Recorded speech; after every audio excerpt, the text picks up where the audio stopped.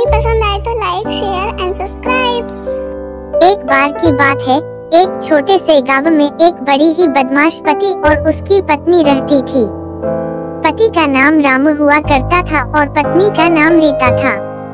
रामू बड़ा ही हरामी और बदमाश था। वह कभी भी अपनी पत्नी की बात नहीं मानता था और उसे हमेशा ही उसकी इच्छाओं के अनुसार ही चलना पड़ता था। रीता को उसके बद्दी आदतों से बहुत परेशानी होती थी, लेकिन वह कुछ भी नहीं कर पाती थी क्योंकि वह अपने पति से बहुत प्यार करती थी।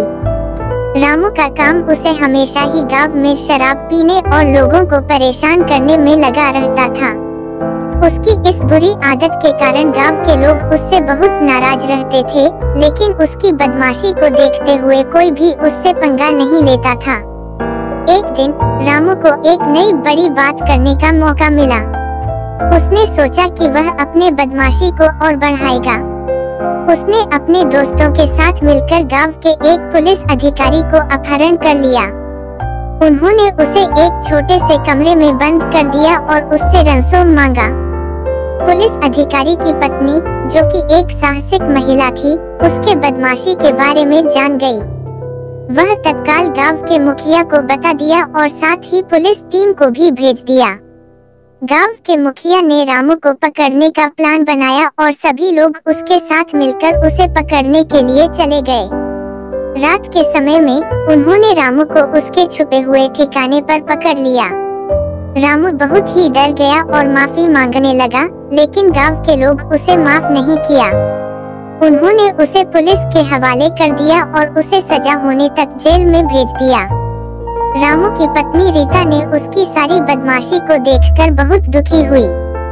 वह उसके इस कार्य की निंदा करती रही, लेकिन रामू को कोई भी सुनने को तैयार नहीं था। जेल में रामू ने अपनी गलतियों को महसूस किया और वह इस बात का आत्मसमर्पण करने के लिए तैयार हो गया।